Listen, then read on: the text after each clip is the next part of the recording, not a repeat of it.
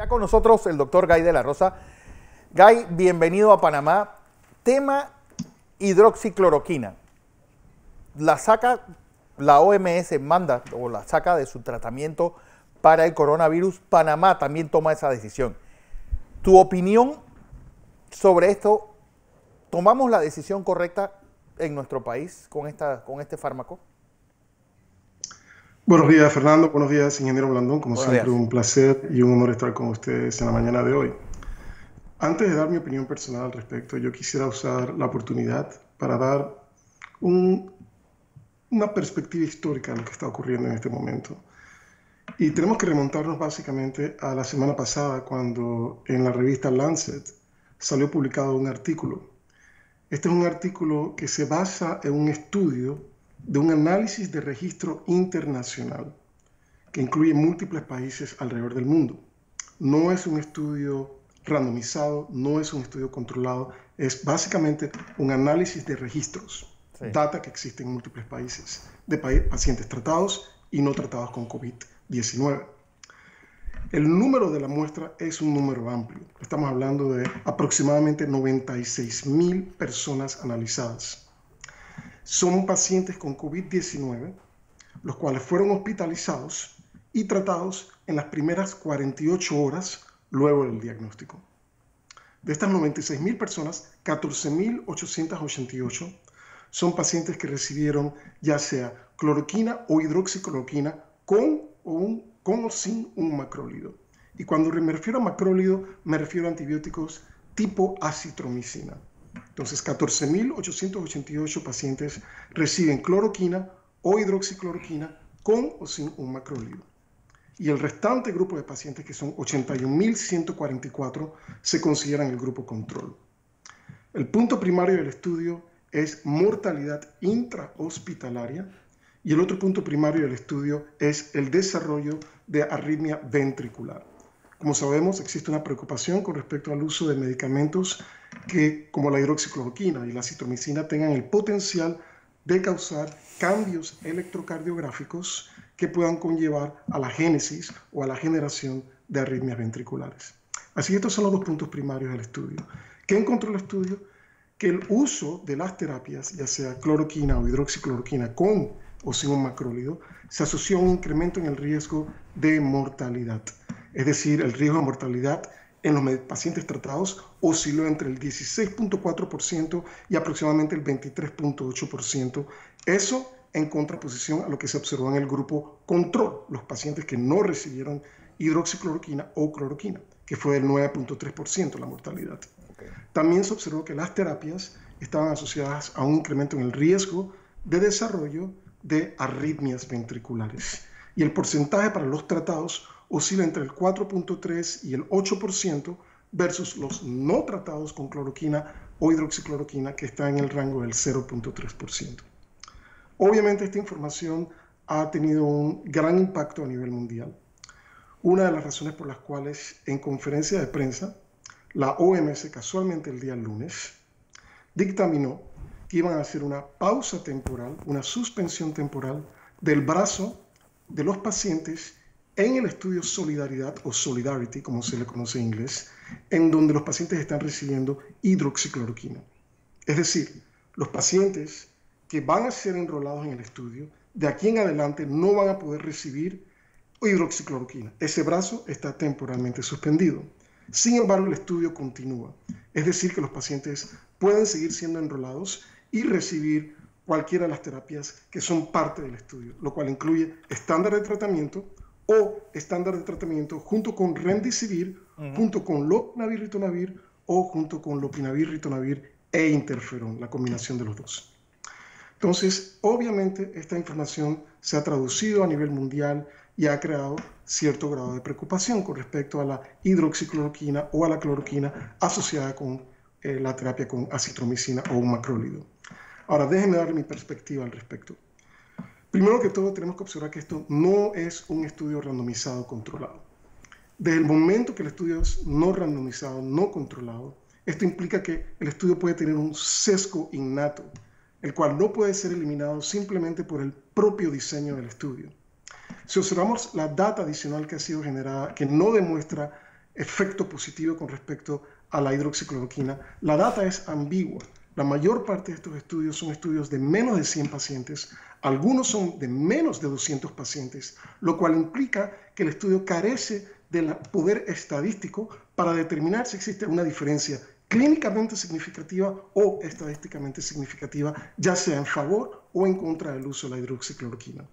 Así que hasta la fecha lo que tenemos son mayoritariamente estudios observacionales, retrospectivos. Sí tenemos estudios randomizados controlados, pero son de pequeña magnitud, en donde por la característica de la pequeña muestra no se puede establecer una conclusión formal acerca de beneficio y riesgo de la intervención farmacológica con hidroxicloroquina o con cloroquina. Otro punto importante, veamos los dos estudios que también han sido ampliamente diseminados en las últimas 2-3 semanas. Uno es el estudio de la Universidad de Columbia, que fue publicado en el New England Journal of Medicine, aproximadamente 1.400 pacientes, lo cual es un número adecuado. Podemos observar que en este estudio, nuevamente, tipo observacional, los autores concluyeron que la data no apoya ni el uso, tampoco apoya rechazar por completo el uso de la hidroxicloroquina. Los datos son básicamente insuficientes. Si observamos el otro estudio que fue publicado en la revista JAMA, y este es el grupo de la Universidad Estatal de Nueva York con la Universidad del norte de Nueva York, Albany, este estudio claramente demostró exactamente lo mismo. En un grupo de pacientes de 1.400 pacientes no se demostró si hubo un incremento en el riesgo de mortalidad. No se pudo establecer de manera estadísticamente significativa. Entonces tenemos una plétora de estudios en donde los datos realmente son opuestos y ninguno de estos estudios tiene la característica de tener una muestra amplia con la robustez estadística que se requiere. Por esta razón, la Organización Mundial de la Salud decidió hacer un análisis de la data, no solamente de la data del estudio Solidarity, sino también de la data de otros estudios que han sido publicados hasta la fecha para determinar cuál va a ser el curso de acción. Es importante recalcar que esta suspensión es temporal. Otro punto que quiero traer a colación es el hecho de que el CDC recientemente, hace aproximadamente 2 semanas y media, 2 semanas, actualizó sus guías de tratamiento. Y en las guías del tratamiento del CDC, ellos claramente estipulan que la data actual es insuficiente, y esta es la palabra específica que ellos utilizan. La data actual es insuficiente para determinar si existe o no beneficio con respecto al uso de la hidroxicloroquina o de la cloroquina para el tratamiento de los pacientes con COVID-19. Lo más llamativo también del caso es que casualmente en el día de ayer, posterior a la comunicación, a la conferencia de prensa de la Organización Mundial de la Salud, un grupo específico de India, que es el ICMR, que son las siglas en inglés del Consejo de Investigación Médica de India, ellos ampliamente enfatizaron el hecho de que están en desacuerdo con la decisión de la Organización Mundial de la Salud. Y esto lo basan en los datos que ellos han podido generar en la India, en donde han utilizado la hidroxicloroquina, ya sea desde el punto de vista terapéutico, es decir, para el tratamiento de pacientes con COVID-19, pero también la han utilizado profilácticamente, es decir, para la prevención del desarrollo de la infección. Interesantemente, cuando ellos analizaron su data, ellos observaron que no ha ocurrido una señal de seguridad en cuanto a efectos adversos severos y han decidido continuar con sus protocolos. Interesantemente, tienen un protocolo en donde están utilizando la hidroxicloroquina para profilaxis en el personal médico que está tratando a los pacientes con COVID-19. Y a raíz de los datos que ellos han generado, han decidido seguir adelante. Pero la hidroxicloroquina la están solamente, es decir, está recomendando que no se utilice para el COVID-19, pero sé que esa medicina también se usa para las personas que tienen reumatismo. Correcto. Sí, no deberían tener los mismos efectos secundarios las personas que lo están tomando por el reumatismo que las que la están tomando por COVID. Correcto, y ese es el punto que quería enfatizar también. La cloroquina y la hidroxicloroquina no son medicamentos nuevos. Fueron sintetizados en la década de los 40. Básicamente tenemos 80 años de experiencia con estos medicamentos, o 60 años de experiencia con estos medicamentos. Claro. Y el uso de estos medicamentos ha sido amplio en enfermedades reumatológicas como lo es el lupus eritematoso sistémico, como es la artritis reumatoide, con vasta experiencia en cuanto al uso del medicamento, en cuanto a su perfil de seguridad. Entonces, en mi opinión particularmente, yo pienso que la decisión del ministerio es un tanto acelerada en este caso. Pienso que el rol de la hidroxicloroquina debe ser establecido por medio de un estudio randomizado controlado que tenga una muestra lo suficientemente amplia para tener el poder estadístico y determinar si en efecto existe o no un efecto terapéutico. Hay un medicamento que quiero llamado... agregar, y esto es bien importante, la eliminación de la opción terapéutica con hidroxicloroquina o cloroquina deja al médico en una situación en donde el único medicamento que va a poder utilizar accesible en el mercado es el lopinavir ritonavir. La otra opción es enrolamiento en el estudio Solidarity, en donde tengo entendido que Panamá está participando en el estudio. El problema que tenemos aquí es que uno de los brazos del estudio Solidarity incluye característicamente el lopinavir ritonavir, el cual en estudios de monoterapia, es decir, cuando es utilizado por sí solo, no tiene efecto terapéutico. Ha fallado en todos los estudios en donde se ha realizado o se ha intervenido con el lopinavir ritonavir, también conocido como Caletra, que es un medicamento retroviral. Así que es una situación muy difícil en donde el médico, al carecer de la opción de hidroxicloroquina con acitromicina, la única opción terapéutica es lopinavir ritonavir, que en monoterapia ha fallado. Entonces, se elimina la opción y el médico queda básicamente en contra de la pared. Ivermectina para COVID. El problema con la ivermectina, Fernando, es que la data que tenemos actualmente es in vitro, es 100% in vitro. No tenemos data in vivo, es decir, en humanos. Y el temor es que la concentración que se requiere para poder inhibir la replicación del virus, esto se determina con estudios in vitro, es una concentración supraterapéutica en donde existe el potencial de efectos adversos. Entonces tenemos dos disyuntivas. La primera, la carencia de estudios clínicos en pacientes, y número dos, el desconocimiento real si la concentración in vitro puede ser segura una vez que es utilizada en pacientes con COVID-19. Es decir, existe el riesgo de toxicidad. Entonces, las opciones terapéuticas son limitadas. Yo soy un ferviente creyente en Remdesivir. Pienso que la data inicial de Remdesivir es promisoria, pero recordemos, esto implicaría que el paciente tiene que ser enrolado en el estudio de la OMS, que es el estudio Solidarity, y recordemos que ese mismo estudio Solidarity tiene un brazo que se administra lopinavir ritonavir en monoterapia, el cual ha demostrado resultados negativos. Entonces, en este punto yo creo que hay que traer a colación lo que es la relación médico-paciente. La relación médico-paciente es una relación de rapport en donde el médico establece cuáles son las opciones terapéuticas y se establece un plan de tratamiento.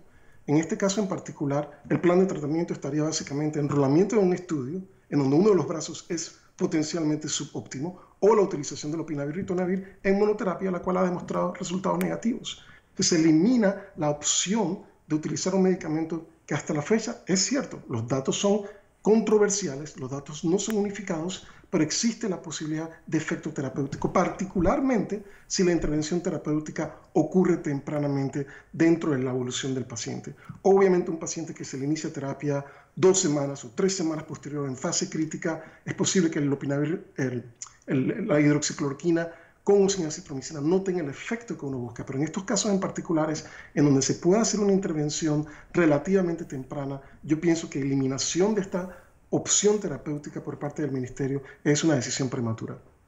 Don José Blandón con nosotros. Buenos días, doctor. Buenos días, ingeniero, ¿qué tal? Estaba esperando hoy para hacerle unas preguntas. En primer lugar, doctor, nosotros aquí en Panamá, hablo de la población panameña, nosotros no tenemos análisis epidemiológicos completos de lo que está ocurriendo con ese virus en el país. No lo tenemos. Tenemos información estadística que demuestra algunas cosas, pero no nos hacen el análisis epidemiológico. ¿Qué cosas, por ejemplo? Lo que usted está señalando. Nosotros no sabemos en las opciones terapéuticas que se están utilizando en Panamá, cuáles han sido las más efectivas y cuántos de esos pacientes han muerto con enfermedades de arrastre y cuáles murieron 100% por el coronavirus, por ejemplo. Sí. Pero ayer se anunció la apertura. Mi pregunta, doctor, con la experiencia que usted está mirando en el mundo y en los Estados Unidos, y teniendo en consideración que en los últimos 4 días los niveles de positivos en el país han crecido y representan en los últimos 4 días el 10% casi del total de los positivos de los últimos 70 días. ¿Qué riesgo ve usted en esta apertura? Porque toda apertura produce una reacción del virus, una recaída, una nueva ola. ¿Qué riesgo ve usted en este momento de esta apertura? Si ve alguno y si no ve, para que nos explique a nuestra audiencia, doctor. Por supuesto, con mucho gusto. Una excelente pregunta, ingeniero. Yo he sido muy enfático en el pasado que la reapertura va a estar asociada a un incremento en el número de casos. Esto es de esperarse. El momento que hagamos la reapertura, vamos a ver un incremento en la transmisión comunitaria y esto se va a traducir en un incremento en el número de pacientes que van a buscar atención médica, los que serán hospitalizados, los que requerirán una unidad de cuidados intensivos, incluso los que requerirán ventilación mecánica en una unidad de cuidados intensivos. Pero esto no es razón única para eliminar la reapertura del país. La reapertura tiene que ocurrir. Y el punto al que quiero llegar es el siguiente. Existe esta percepción incorrecta de que todas estas medidas que aplicamos de cuarentena estaban diseñadas para eliminar el virus. Muy por el contrario. Todas estas medidas de mitigación no estaban diseñadas para eliminar el virus. Estas medidas estaban diseñadas para aplanar la curva y darle el tiempo necesario al sistema de salud para la preparación por los meses subsiguientes y esperar esos nuevos rebrotes que van a ocurrir. Así que realmente, si mantenemos todo este lockdown, todo este periodo de cuarentena, vamos a seguir observando transmisión comunitaria. Panamá lleva más de 2 meses en este proceso y los casos siguen presentándose. De hecho, los casos siguen en aumento. El punto crítico aquí es que el sistema de salud esté preparado para la reapertura que tiene que ocurrir. Realmente, el colapso económico que el país va a sufrir va a ser irreversible mientras más se prolongue este proceso. Así que es una situación muy difícil en donde debe ocurrir un balance, pero yo pienso que este balance, si lo prolongamos, la decisión va a ser mucho más difícil, porque lo que va a ocurrir posteriormente va a ser transmisión comunitaria, prolongación de este periodo de cuarentena, y esto no va a resolver el problema. Claro. Así que la apertura, en mi opinión, es una realidad, hay que hacerla, pero la persona, la comunidad, tiene que tomar a conciencia cómo hacer esto. Yo realmente me siento muy preocupado cuando veo videos en Panamá acerca de cómo la gente está procediéndose, cómo están conduciéndose, cómo están organizándose. Y me preocupa mucho porque siento que una gran parte de la población panameña, no todos obviamente, pero un grupo plural de personas están operando bajo los mismos conceptos del pasado. No existe este distanciamiento social, no existe este uso de máscaras necesariamente. Los locales obviamente tienen la presión de que cuando se deja que entre una persona, un cliente en este caso, tiene que ocurrir una limitación en cuanto al número de personas que van a ingresar. Las personas tienen que colocarse una máscara, las personas que están atendiendo tienen que colocarse una máscara. O sea, todo este tipo de acciones tienen que ocurrir. De lo contrario, no vamos a salir de este problema en los subsiguientes meses. El problema se va, muy por el contrario, se va a exacerbar. Así que se hace necesario que la gente tome conciencia. Yo sé que un grueso de los panameños tienen que hacer y están haciendo lo que tienen que hacer. Sin embargo, esto no es el reflejo completo de la sociedad y es realmente preocupante. Así que desde el punto de vista pragmático, esto es lo que tenemos que entender. Número 1, en mi opinión, la reapertura es necesaria. Número 2, los casos van a seguir ocurriendo. Vamos a ver casos en los hospitales. Va a incrementarse el número de hospitalizaciones. Sin embargo, el sistema debe tener ya la capacidad de manejar estos pacientes que van a ingresar. Otro punto muy importante, me gustaría conocer la mortalidad en las primeras semanas, una vez que ocurrió el brote en Panamá, y ver cuál es la mortalidad posteriormente, particularmente en los pacientes hospitalizados y en el intensivo. Y yo me atrevería a apostar que esta mortalidad ha disminuido porque los médicos han ganado experiencia en cuanto al manejo. Así que no se trata de una situación en donde estamos yendo con los ojos cerrados al campo de batalla. Muy por el contrario, yo pienso que los médicos a nivel mundial han ganado muchísima experiencia en el tratamiento de los pacientes con COVID-19, particularmente aquellos pacientes que tienen enfermedad severa. Otro punto al que quiero andar aquí, y mis disculpas por prolongarme un poquito con la respuesta, es que esto del sistema de salud, la preparación del sistema de salud, no solamente conlleva la preparación para la admisión de los pacientes al hospital, a los intensivos y la utilización de ventilación mecánica. También se requiere un sistema de vigilancia epidemiológica robusta porque en la medida que nosotros tengamos la capacidad de identificar estos casos tempranamente y aislarlos, en esa medida vamos a estar en capacidad de disminuir el número de pacientes que se enferman y la transmisión comunitaria, obviamente. Pero esto tiene que estar aunado, esto tiene que estar casado junto con lo que es diagnóstico. Tenemos que tener la capacidad de diagnosticar en un patrón increciendo. Lo que observamos hoy en día y las cifras que he visto recientemente es que el número de pruebas no se incrementa. Este número de pruebas tiene que incrementarse y tiene que haber un enfoque en los pacientes con enfermedad leve y en los pacientes asintomáticos. En la medida en que nosotros podamos incrementar el screening, el tamizaje, identificar asintomáticos, en esa medida vamos a estar en la capacidad de mitigar hasta cierto punto esta pandemia o esta epidemia en Panamá. Guy de la Rosa, muchas gracias como siempre.